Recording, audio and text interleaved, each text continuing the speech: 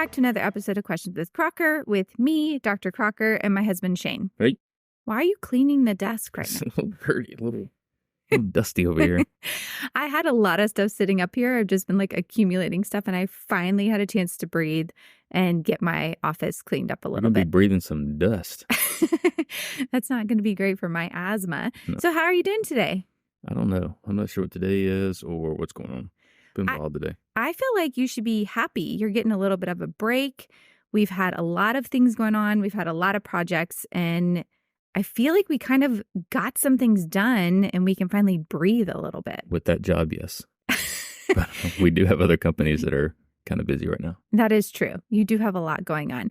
So why don't you update us on what was going on with our general practice? Ooh, first, before I forget. So this podcast is based off of questions that people submit. I'm an emergency doctor and also own a general practicing small animal hospital with my husband, Shane, who is an entrepreneur, a great partner, a great dad. I think I've said this in the past. I don't think I own any of this. You do own it because we're married. And when you're married by law, you just get 50% of it, I'm pretty sure.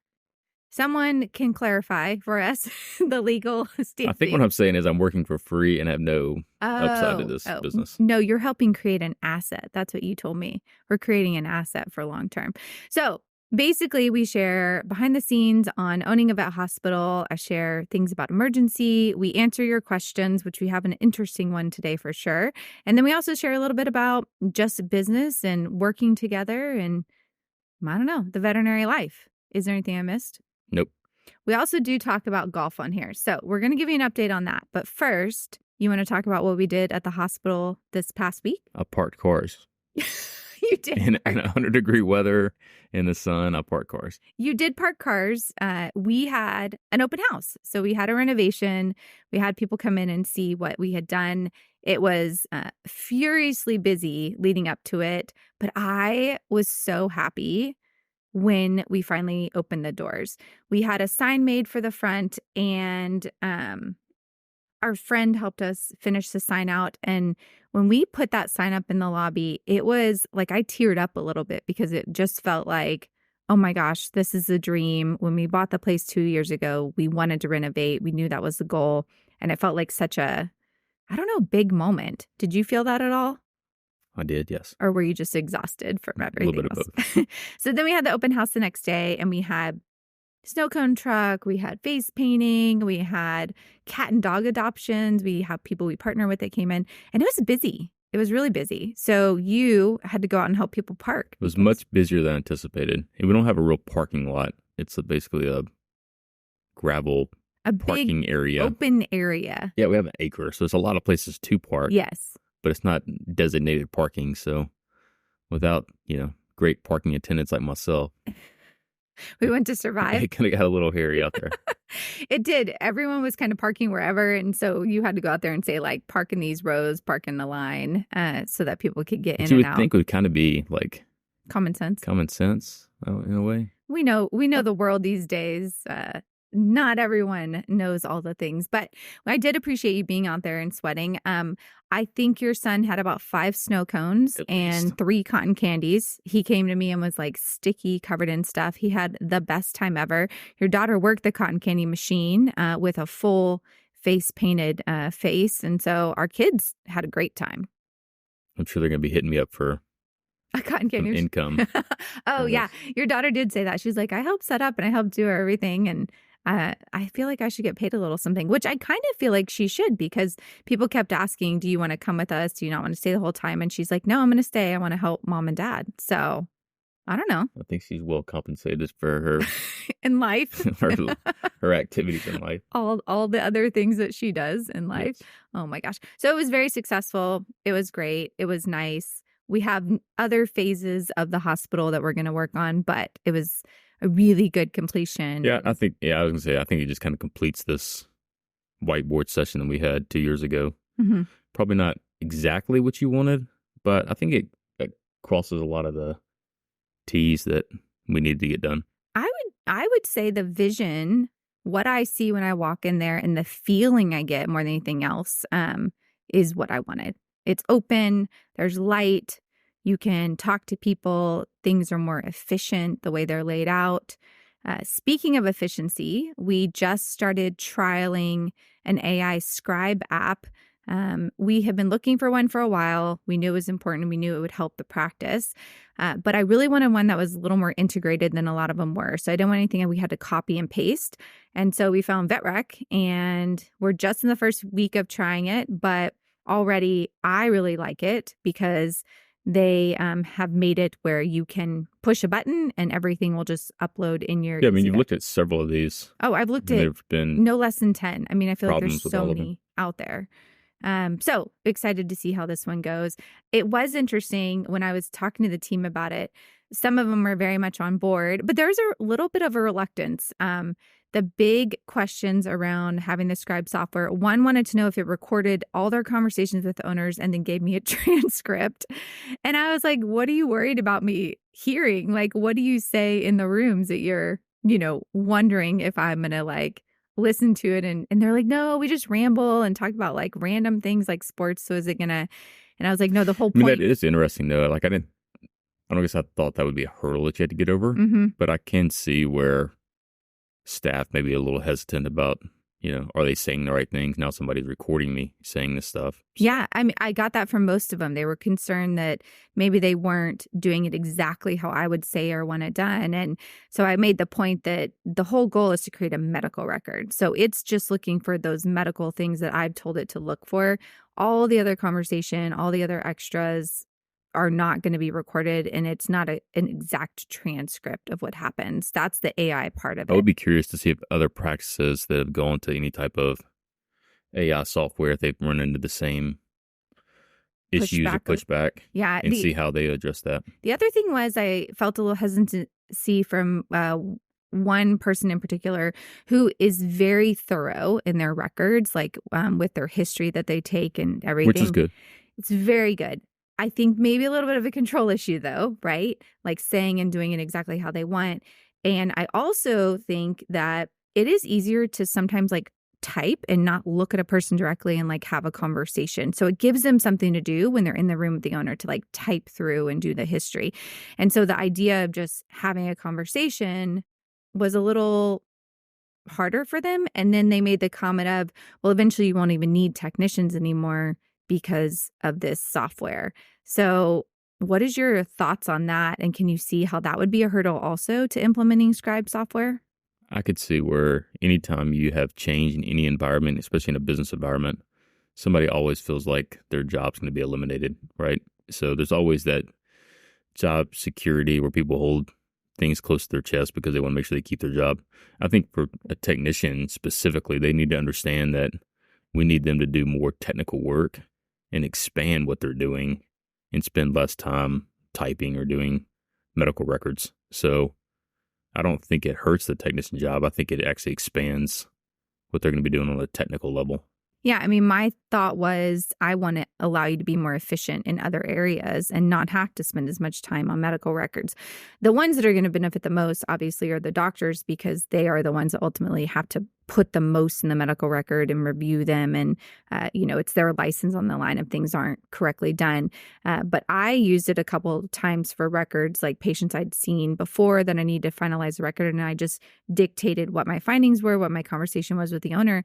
And it put everything into a nice little soap for me, and I was able to just copy it, and it was the fastest it's ever been for me to go back and kind of complete some records. So I'm a fan so far. There's still some things you can really personalize it to your practice and to the way you want things done and said.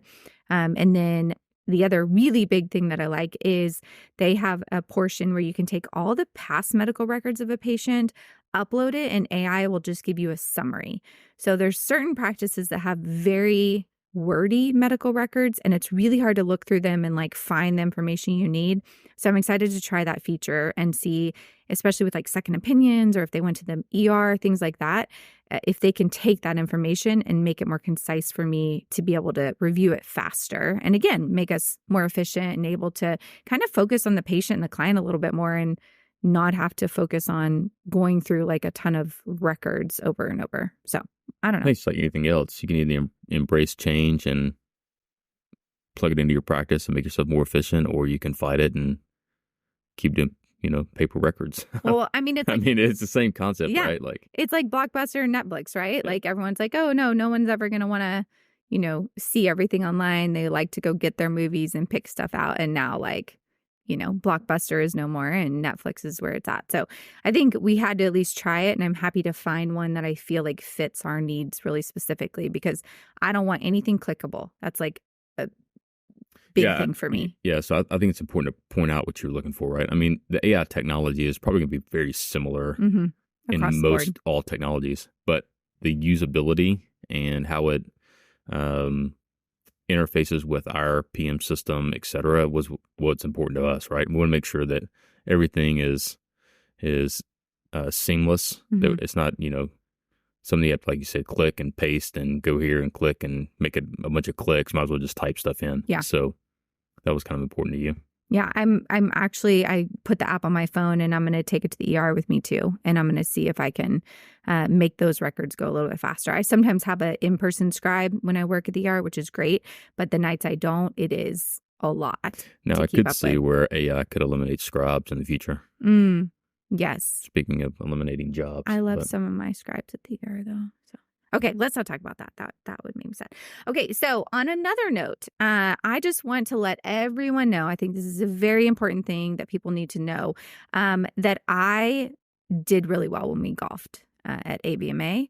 I feel like there was a little bit of trash talking, and because the other people we play with, which you golf a lot more than me, Dr. King from All Star, she golfs a lot more than me, Harrison, her son, athlete, golfer, and then Dr. Cellini. All of you talking trash, golfing a lot. But who would you say was the most consistent? I think it's perceived like in your head that we were talking trash. I don't think anybody was. They were definitely talking trash. You probably weren't talking as much trash because you've played with me before. But let's just, like, my golf game, it was decent, wouldn't you say? Not terrible, yes. You can't say not terrible. Everyone thought I would crash and burn and be horrible. It was not that, no. And it was not that. And we actually... My golf game right now is trash, though. Well, I can't say anything about that. But we actually played... what do we play? How do we play it? What was it called? We played a scramble. We played a scramble where you play the best ball, and y'all used my ball a lot. It was just you and I on the team. No, Cellini came back and forth between the teams. So we beat the Kings. That was my goal. I'm not sure we would hang, though, if they played us again. If we played, well, I think if we played straight up, like if I had to play the entire hole by myself and it wasn't a scramble, it would be very different. And we're probably going to play again because we're all going to be, I think, at VMX together and a couple other conferences. But I just felt like there was a lot of doubters out there in the world. So I just want to let them know, yes, I can do a splenectomy, but I had some good putts. I mean, I'm just saying, there was some skill there. You're supposed to like be amping me up. You're my partner. You're my husband. Like, I'm agreeing with everything you're saying. You're not. You're not verbally agreeing. You're just barely. I'm nodding. I thought this was going to be a good opportunity for, that I'm a words of encouragement person. Yes. You played wonderful. Okay, we'll talk about this later. So also at AVMA, we did live podcasting. So we podcast live at... And you podcasted great. Oh, thanks, babe. See? You can train them, ladies, if they wanted to. I don't even know what they say. So we, on the exhibit hall floor, we got to podcast live, and we did a practice owner podcast with Dr. Peter Weinstein, who we adore, has had a practice, does consulting, helps people if they want to achieve veterinary ownership. And then we did a podcast with Dr. Miller with Elanco, and we talked about the new canine parvo monoclonal antibody and answered everyone's questions. And I thought both of those went really well. I would agree. And it was interesting. It was a different setup than this in our house, but it was kind of fun having an audience and being able to interact a little bit more. People actually showed up. They did show up, yes. And now the podcasts are out where if you want to go back and listen to that, and especially the monoclonal antibody one, I think there's a lot of really good information in there. And kind of the most common questions were answered by somebody who is very familiar with the treatment. So definitely something that people should check out. Since we've been back, we've just been working. I was at the ER this past weekend, and I had one of my favorite cases. So it was a middle-aged lab, and she is a notorious sock eater. The owners tried to pick up the socks, but they find them no matter what. So she came in because she'd actually pooped a sock out 2 days before, and then she was throwing up that morning. And so, of course, we took x-rays, and you could see the sock on the x-ray. Like, socks are pretty definitive. And so anytime there's a foreign body, I think people automatically assume surgery, that's what you have to do next. But as long as it's moving through the intestines, sometimes you can just put them on fluids and do what we call medical management, where you watch and see if they'll pass it. So she'd already passed one sock. We're let's try it. So we put her on fluids. I didn't give her anything to prevent vomiting because you kind of want to see, are they going to get nauseous? Are they vomiting? That'll mean it stopped moving through the intestinal tract. And then we retook x-rays in 7 hours. It had moved even more, but it wasn't out yet. And then they messaged me in the middle of the night and said they walked her and she pooped the sock out and avoided surgery. So just a reminder that a foreign body doesn't equal surgery. It also can mean you just do medical management and they pass it. Do you remember when my sister's dog was throwing up frequently? Huge lab again. And he did have to have surgery because he had a ball in his stomach that was from the kids. It was a toy, and they had no idea how long it had been there. And it actually had a texture to it, and it had been rubbed smooth because it'd been in his stomach for so long. And it was just moving back and forth. Yeah. And not actually getting stuck. But I still remember that. I was let's just take an x-ray just in case. And then boom, there was a big ball there. And she's I don't even know when that happened. And he wouldn't throw it up. So I had to do surgery on him. But anyways, those labs, they tend to eat a couple things. Yeah, they eat and sleep like this one. Yeah, he's snoring right now. Like he never gets in trouble. He's just looking like an angel right now. Okay. I was also going to mention that we do this podcast and it's based off of people's questions that they send us. So make sure you email us. Make sure you send us questions. You can leave a review on Apple or Spotify. I got an interesting question today, and I'm interested to hear the way that you would handle the situation. But we do answer different types of questions, medical ones, business ones about our lives in general. And that is what keeps us going. So we definitely need you to submit your questions. We're on all the platforms. We're on YouTube if you want to watch us. So make sure you check that out. I always leave that till the end, and then I get in trouble because I don't say it sooner. Is there any promo you want to do? Nope. Good? I'm good. Okay. So the question for this week is from At AK Tortellini, which I love some tortellini. And she's an LVT, or he, actually, I don't know. They are Anthony an LVT. Kim's a golfer. Huh? Anthony Kim, AK, is a golfer. I don't think it's Anthony Kim. Is he also an LVT? I don't think so. He was a druggie, but now he plays for the LIV Babe. tournament. Probably not the same person. Why is there so much drama in the golf thing? Who was the guy that got arrested and then it got dropped? Scotty Scheffler. Yeah. He's the number one golfer in the world. I feel like golf was always the vanilla sport. And then the more I am around, I'm oh my gosh, there's actually a lot of drama and a lot of things going on the goods in the golf world. Thought you were safe in that world. But have you seen the trend going around where people the guys are golfing and then they say what time did you tell your wife you'd be home? Yeah. And they're 5:30 and it's 7:30. Yeah. I don't feel like that's ever been an issue with us. No. Every once in a while, if you're going with the guys. Yeah. But I don't think you ever give me a set time because I know if you go with the guys, it's gonna be late night. Yeah, I have no idea when you're gonna be back home. But that's okay. That's your hobby. If I was going to ride horses or, I don't know, go shopping, there's not a set time I'd probably give you that I'd be home for my hobby. So true. Okay, so our question is, At AK Tortellini wanted to know, do you have any tips on how to approach a DVM, so doctor of veterinary medicine, about dosing a patient incorrectly as a client? So I'm assuming that she was the client, her pet was seen by this veterinarian, right? And her perception of the situation is the medication that was given, the dose of it was not correct. So I feel like there's a couple things that we need to preface with. Number one, we have no real knowledge of this situation. And so we really don't know if the dose was or wasn't correct, right? There's a lot of variation in dosing of medication. So there's an anti-inflammatory that you can give once a day or twice a day. And I give it once a day. So the dose I give it at is higher than like what somebody who maybe normally sees it given twice a day like would get it. There's also an antibiotic like metronidazole that is dosed very differently depending on what you're treating. And so for like a basic issue, you're going to go much lower dose, but for certain things like Giardia, because it's more resistant, the dose is much higher. And so you might see a dose and say, whoa, that's like a lot higher than I would normally see. But you actually have to go higher to get certain organisms. So I don't know if it truly was that the dosing was incorrect or they just did it differently. Right. Than what like this person is used to. But I also will say that nobody is perfect. And I think especially working in the ER, I have seen patients that were overdosed with medications. I've seen pets that were given and told they could give, like a horse vet told them, like, you can give your dog ivermectin paste that you give your horses, and they gave too much and the dog came in seizuring and having issues.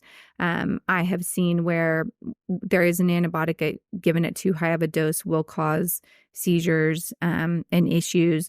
And I saw when it was given in a liquid form, and I think they probably didn't realize what the concentration was of the liquid. Like maybe they used to have a different one and got a new one in, and it was given like 3 times higher than it should have been.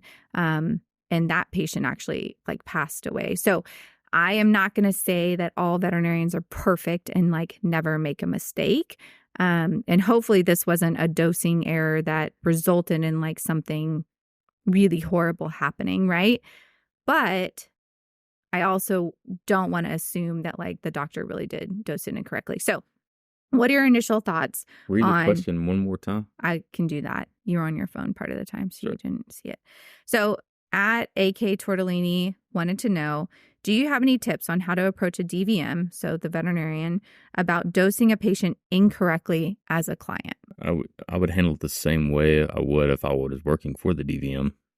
So basically, not go to them with accusatory, you dosed wrong, but ask a question. Like, hey, I noticed this amount was given. Can you explain? That just seems high to me. You know what I mean? Yeah. So whether it's whether this technician is a client asking this question or working for the DVM, right? When you ask the question the same way.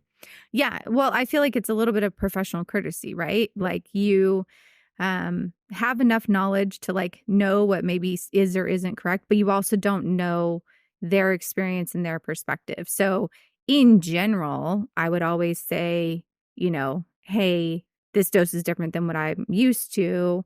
Why'd you go with this dose? I just want to make sure like I understand, and not even say like I want to make sure it's right. Yeah. I want to make sure I understand why you did it this way.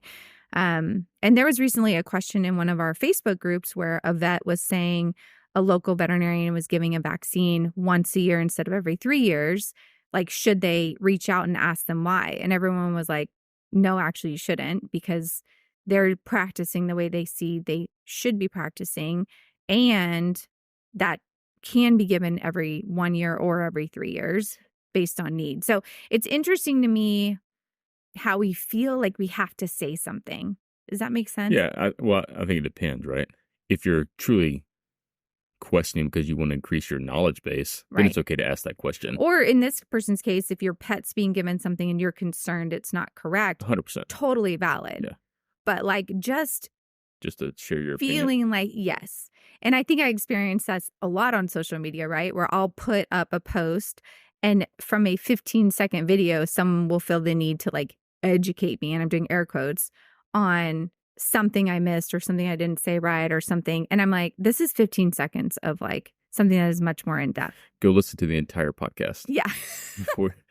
before you kill us with your judgment. That does happen all the time. People listen to like our little podcast clips, and I mean, they will go off and I'm like, did you listen to the episode? And they're like, well, no. And I'm like, okay, why don't you do that and then come back?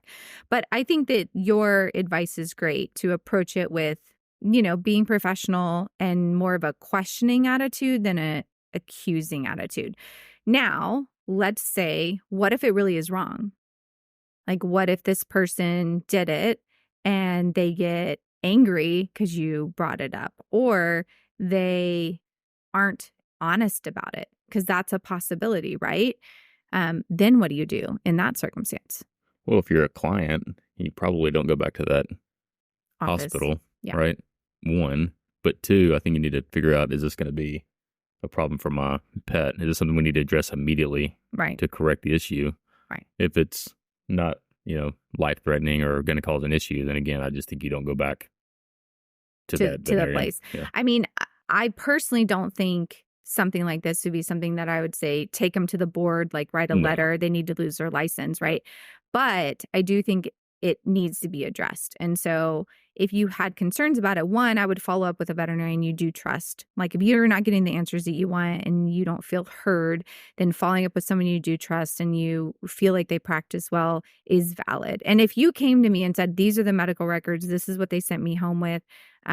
We recently had a case in the ER where someone came in and their pet was very sick, and they went in to get a medication that was pretty benign, and the label said that it was a refill. And when you open the bottle, it was definitely a different medication, and it had just been filled incorrectly at the vet hospital. And the dog was experiencing some pretty significant side effects from it. So we did let the hospital know, like, this is what's going on. We're hospitalizing, and they agreed to like cover the costs for everything for the pet. Luckily, they ended up being okay. But I didn't lie to the owners and say like, no, the owner, I said, this is not the right medication and this is what we now have to worry about. And so I feel like for the most part in our industry, we're going to be honest about whether something is or And isn't. you should be. I mean, Yes. There's no reason not to be honest in that scenario. Yes. But if you went to a veterinarian and you were concerned about a dosing issue, or you realized something really was incorrect and you verified that, then I do think ideally you bring it to the attention of the person above them or somebody else around them. I mean, there needs to be somebody keeping an eye on that sort of situation potentially happening again. Yeah. Again, it depends on the hospital, right? If it's a one doctor, one technician hospital, they're probably the owner. You can bring to their attention if they just kind of, flake you off, then it is what it is. But yeah, if it's a corporate owned or, big practice, then again, you address it to somebody that can do something about can it. do something about it. Yeah. And I think it's worth a conversation. And I would say 99% of the time, I would never see issues, right? But I think it's wrong in our industry to assume that like everything is always done correctly and there's never like mistakes made, or that maybe someone just doesn't know something that they should know, right? And as a practice owner, we want to know that information. Yes. Because was it truly a mistake that was made? Was it based on lack of knowledge? Was it a process error? I mean, it's stuff that we need to know so it can be fixed. If it was a lack of communication through our process and it got, misunderstood, whatever, we need to understand what happened so you can make sure it doesn't happen again. Yeah. I mean, it can affect a lot of other patients, right? If this was done on purpose but was incorrect. So it's a good learning opportunity for everyone. And then also a good lesson in like how to communicate. But the worst thing I think you can do is go to them and say, hey, you messed this up. This is the wrong dose. I would agree. I wouldn't take that approach. Yeah, I wouldn't either. Good job. Corbin's showing me his Lego from the window. Looks great, bud. And I personally, it would be hard for me to know that I did make a mistake like that, but I would want to know because like you said, you either look at those circumstances and say this is a learning opportunity, or you feel like you can never make a mistake and then you're not a good veterinarian. I mean, there's 100 things that could go wrong here, right? I mean, maybe they got the wrong weight for the animal. Maybe, they miscommunicated. This is what I need you to pull up. I mean, there's a lot of things that could go wrong. It could be process driven. It could be knowledge driven, like you said, that maybe they just didn't understand, or maybe they're doing it a different way because they've had better results. Right. So like they're dosing. I think you bring it up as a question to ask, I haven't seen this before. Can you explain why we're going this route? And see what the response is. Yeah. More of a learning than a accusatory is the big takeaway. Yep. And that's in life. In life. And like, let me just maybe say on social media, like if you see something and you feel like, oh my goodness, this is really wrong, or this is like, maybe ask a question, or maybe send a message. Yeah, send a direct message saying, is this what you meant to say? Or this is the way it's perceived. Like, I just feel like in general, we could all do a little better job of taking a step back and like engaging with people in a better way, a more civil way, a less accusatory way, so that we actually do like create conversation and it doesn't feel combative, because that is definitely how it feels sometimes in this industry. There's a lot of really smart people that really want you to know how smart they are, and they don't always let you know in a very respectful, professional, kind way. So hopefully that helps AK Tortellini in how they can kind of address this with the veterinarian in question. There's our dog. He's awake. He's here. He's awake. And the mailman drove by. Apparently the mailman is scary. All right. Well, with that, we'll wrap this episode up. Just a reminder that if you want to watch us on YouTube, you can. You can find us on Instagram, TikTok, and Facebook under at Questions with Crocker. You also can send us messages, and we absolutely would love a review to hear what you think about the episode, get any feedback that you have, or if you have experience with AI software or any of the things that we specifically are talking about, we'd love to hear. Or something else we need to be looking at now that this is put in place. I mean, we're constantly looking for new things. What we need to do next. Yeah. Like what other technologies are out there that you think have made your practice better? We would love to hear about it. So thanks you guys so much for listening. Hopefully you're having a great day, and we'll see you next week.